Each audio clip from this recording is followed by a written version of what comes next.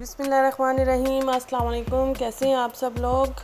आज हम एक बहुत ज़बरदस्त रेसिपी बना रहे हैं जो कि है भुना हुआ गोश्त। इसके लिए मैंने गोश्त को पहले बहुत अच्छे से गला लिया है और इसकी यखनी अलग कर ली है और बोटियाँ अलग कर ली हैं। अब प्याज को गोल्डन कलर का करेंगे।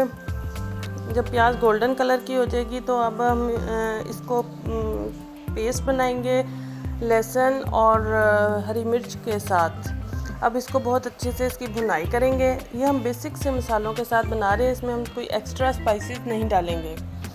अब इसकी बहुत अच्छे से भुनाई करेंगे।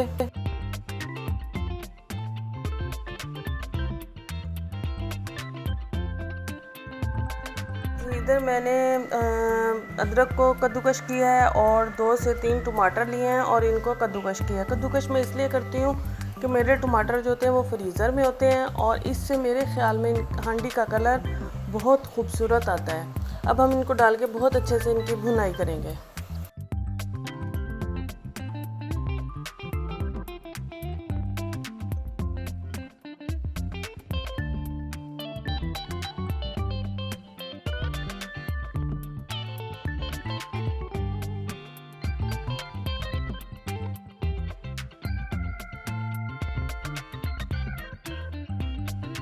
अच्छा, जब हमारे मसाले की बहुत अच्छे से भुनाई हो जाएगी तो अब हम इसमें डालेंगे गोश्त और इसकी भी बहुत अच्छे से भुनाई करेंगे 5 से 10 मिनट तक।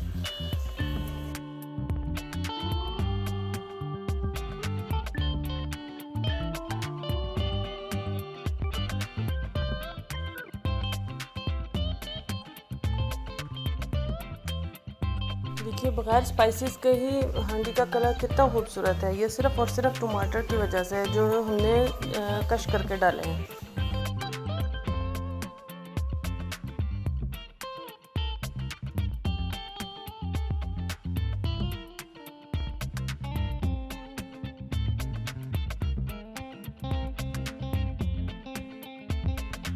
अब इस स्टेज पे हम इसमें डालेंगे स्पाइसेस। यहाँ मैंने डाला है ज़ीरा और 2 से 3 लौंग और इसके साथ मैंने डाली है आधा चम्मच हल्दी और आधा चम्मच ही कुटी हुई मिर्च। और नमक मैंने नहीं डाला क्योंकि मैंने यखनी में डाला हुआ था, वो हम देखेंगे जितनी हमें ज़रूरत हुई बाद में।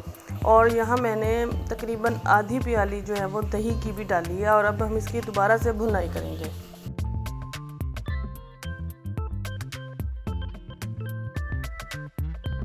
अब हम डालेंगे आधा चम्मच सूखा धनिया पिसा हुआ,